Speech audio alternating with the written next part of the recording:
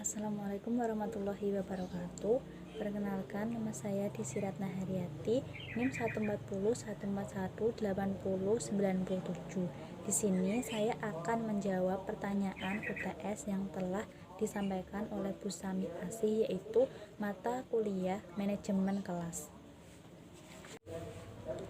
Pertanyaan yang pertama, dengan bahasa Anda, buatlah definisi atau pengertian dan penjelasannya berkaitan dengan hakikat manajemen kelas. Pengertian manajemen kelas menurut saya yaitu usaha guru atau wali murid untuk mentata atau mengatur kelasnya diawali dengan merencanakan kegiatan pembelajaran sesuai kurikulum, prosedur belajar dan sumber belajar, pengaturan lingkungan kelas, memantau kemajuan siswa dalam memahami pembelajaran, dan juga mengantisipasi masalah-masalah yang mungkin terjadi di dalam kelas saat pembelajaran. Manajemen kelas juga bisa diartikan usaha guru dalam membuat suasana belajar yang efektif dan menyenangkan bagi siswa, serta dapat memotivasi siswa agar bisa belajar dengan baik sesuai dengan kemampuannya. Selain itu, manajemen kelas juga harus mengoptimalkan kemampuan guru serta siswa untuk membuat tujuan belajar tercapai dengan baik. Untuk pertanyaan nomor 2, yaitu terdapat sejumlah pendekatan dalam manajemen kelas. Buatlah ilustrasi operasional dalam pendekatan tersebut. Pilihlah 3 pendekatan. Nah, di sini saya memilih 3 pendekatan, yaitu pendekatan pengubahan tingkah laku, pendekatan iklim sosio-emosional, dan juga pendekatan proses kelompok. Untuk yang pertama, saya akan menjelaskan tentang pendekatan pengubahan tingkah laku. Pendekatan ini didasarkan pada prinsip-prinsip psikologi behaviorisme. Prinsip utama yang mendasari pendekatan ini adalah perilaku merupakan hasil proses belajar. Nah, di sini itu ada seperti penguatan positif. Penguatan positif itu contohnya pemberian reward. Contoh pemberian reward dari guru kepada siswa semisal ada siswa yang menulis cerita dengan tulisan yang rapi dan menyerahkannya kepada guru, lalu guru tersebut memberikan pujian kepada siswa tersebut dan berkomentar bahwa tulisan yang bagus lebih mudah dibaca dan dimengerti. Selanjutnya, maka ia akan terus menulis dengan tulisan yang rapi. Nah, untuk yang selanjutnya itu ada hukuman. Di sini hukuman bukan berarti guru memukul ataupun menyuruh siswa yang tidak baik. Di sini semisal ada siswa yang menuliskan cerita yaitu menggunakan tulisan yang tidak rapi dan juga tidak mudah dimengerti. Maka di sini guru akan memberikan hukuman kepada siswa yaitu menyuruh siswa tersebut untuk menulis cerita itu kembali. Hal ini dikarenakan siswa akan berpikir bahwa ia akan menulis dengan rapi dan juga mudah dimengerti sehingga ia tidak akan diberikan hukuman dari guru untuk menulis laporan atau ceritanya kembali. Nah, untuk pendekatan yang kedua itu ada pendekatan iklim sosio-emosional. Pendekatan iklim sosio-emosional dalam manajemen kelas berakar pada psikologi penyuluhan klinik, dan arena itu memberikan arti yang sangat penting pada hubungan antar pribadi. Contohnya yang pertama itu ada komunikasi yang baik antar guru dan siswa.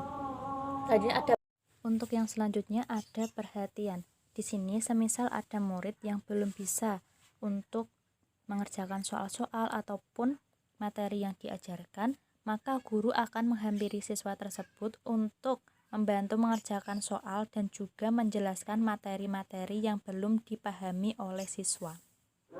Yang selanjutnya ada memberikan reward kepada siswa. Jika siswa berani untuk maju ataupun berani untuk menjawab pertanyaan dari guru, maka guru akan mengapresiasi dengan memberikan sebuah tepuk tangan ataupun hadiah yang lainnya. Untuk selanjutnya, tidak menyalahkan atas jawaban siswa. Jika ada siswa yang menjawab salah itu bukan langsung dijudge jawaban tersebut salah, akan tetapi guru akan memberikan bahasa yang lebih halus. Semisal sebenarnya jawaban itu sudah benar, akan tetapi jawaban tersebut kurang tepat. Nah, di sini siswa akan merasa bahwa ia itu tidak salah, akan tetapi masih kurang tepat, dan guru bertugas untuk membenarkan apa yang menjadi jawaban siswa tersebut. Nah, untuk pendekatan yang ketiga itu ada pendekatan proses kelompok. Pendekatan proses kelompok ini langkah-langkahnya yang pertama dibagi menjadi kelompok. Yang pertama itu adalah dibagi menjadi kelompok. Jadi di sini seorang guru jika ada pekerjaan mengerjakan soal-soal yang ada di dalam kelas, guru tersebut akan membagi siswa ke dalam kelompok-kelompok. Hal ini dikarenakan guru ingin kerjasama di antara siswa itu terjalin. Nah, selain itu, guru akan mengusahakan kerjasama dalam kelompok tersebut. Jadi, semisal siswa itu belum mempunyai kerjasama di dalam kelompok, guru bertugas untuk membimbingnya agar kerjasama di dalam kelompok itu terjalin. Yang selanjutnya ada mengembangkan aturan dan juga prosedur kerja. Nah, di sini guru juga akan menjelaskan kepada siswa tentang aturan-aturan yang ada di dalam kelompok tersebut dan juga prosedur kerja dalam mengerjakan tugas-tugas yang diberikan oleh guru. Selanjutnya ada membantu pemecahan masalah. Nah, tugas guru di sini bukan hanya untuk memberikan soal saja, akan tetapi guru harus memberikan pemecahan masalah semisal siswa itu tidak dapat mengerjakan soal-soal yang ada yang diberikan oleh gurunya. Dan selanjutnya ada menghindari kejadian yang tidak diinginkan.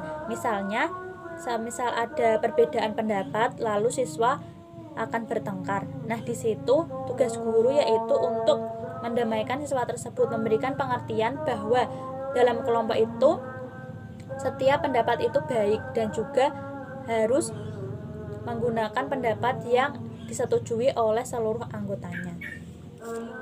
Yang selanjutnya pertanyaan nomor 3, menurut Anda apakah manajemen kelas atau pengelolaan kelas untuk kelas rendah dengan kelas tinggi apakah sama saja atau berbeda? Jelaskan alasan dan gambarannya. Menurut saya itu untuk pengelolaan kelas di dalam kelas rendah maupun kelas tinggi itu berbeda, karena karakteristik anak pada kelas rendah yang cenderung masih banyak bermain, aktif, bergerak, dan cenderung mudah bosan dalam pembelajaran di kelas.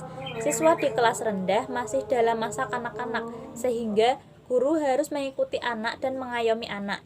Dan kebanyakan dalam siswa kelas rendah masih sulit untuk diarahkan dan difokuskan pada kegiatan pembelajaran yang ada. Gambarannya yaitu pada saat pembelajaran dimulai, seorang guru menjelaskan materi yang ada. Pada kelas rendah, cenderung siswa lebih suka bermain sendiri atau bermain dengan teman sehingga tidak fokus pada pembelajaran yang diberikan. Sedangkan pada kelas tinggi, siswa sudah bisa berpikir sehingga pada kelas tinggi, siswa cenderung mendengarkan apa yang dijelaskan oleh gurunya dan juga siswa di kelas tinggi akan lebih fokus pada materi yang telah diberikan oleh gurunya. Selanjutnya pertanyaan nomor 4, buatlah contoh tindakan-tindakan dalam prosedur dimensi preventif dan kuratif manajemen kelas. Yang pertama ada contoh tindakan preventif. Contoh tindakan preventif yang pertama ada peningkatan kesadaran diri sebagai guru. Contohnya, sikap guru yang demokratis. Artinya, guru tidak memihak salah satu murid, akan tetapi semua murid di mata guru sama, entah itu pandai ataupun kurang pandai. Guru akan senantiasa memberikan hak mereka dengan sama. Kepribadian yang harmonis dan berwibawa. Contohnya, guru memberikan contoh terhadap peserta didik untuk berperilaku baik, misalnya saling menghormati orang lain. Contoh perilaku yang kedua yaitu peningkatan kesadaran murid. Contohnya, memberitahukan hak dan kewajiban peserta didik. Misalnya, hak yang diperoleh yaitu dapat memperoleh ilmu dan juga pembelajaran yang sama dengan teman yang lain. Kewajibannya yaitu tentang belajar dan juga bisa menghargai, menghormati, dan menyayangi seluruh warga yang ada di lingkungan sekolah. Untuk contoh yang ketiga yaitu ada sikap polos dan tulus dari guru. Guru dapat menjalankan komunikasi yang baik dengan siswa. Guru tidak boleh berbohong kepada siswa dalam pembelajaran. Untuk contoh yang selanjutnya itu ada mengenal dan menemukan alternatif pengelolaan.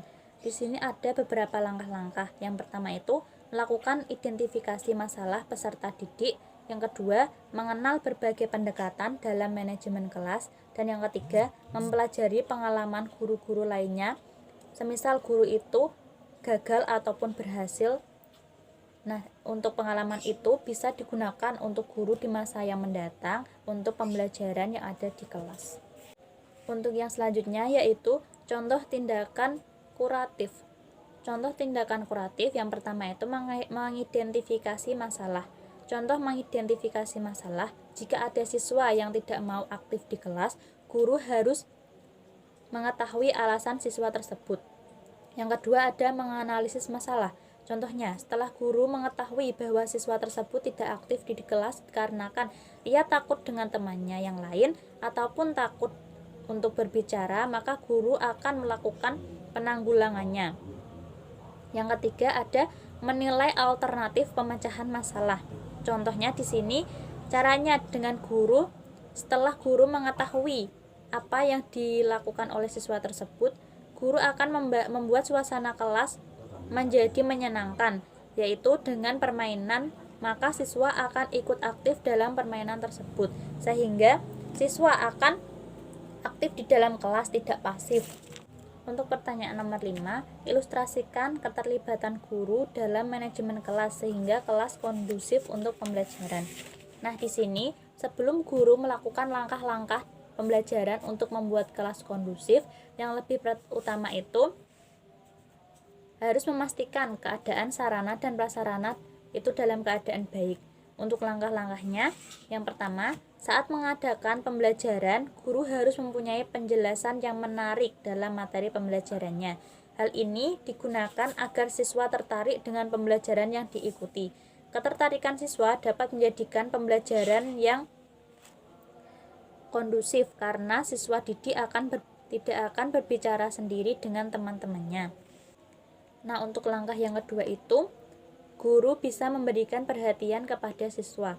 Seperti saat siswa belum bisa untuk memahami materi, guru bisa menanyakan kepada siswa mengenai apa yang belum dipahaminya. Selain itu, guru juga harus menghormati siswa. Walaupun di sini guru itu yang lebih tua, akan tetapi tidak ada salahnya untuk menghargai yang lebih muda.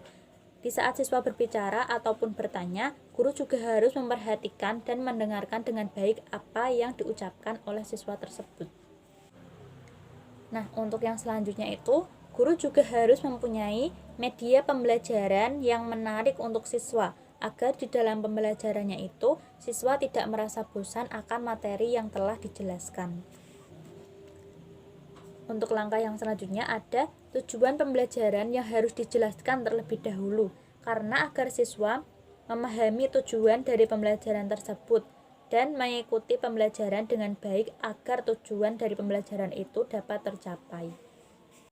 Yang selanjutnya, siswa juga diberikan kebebasan untuk aktif dalam pembelajaran. Guru juga harus mendampingi siswa dalam proses pembelajaran selama pembelajaran itu berlangsung. Untuk langkah yang terakhir, dalam pembelajaran itu seorang guru harus memberikan penilaian dengan cara objektif. Guru tidak boleh memihak.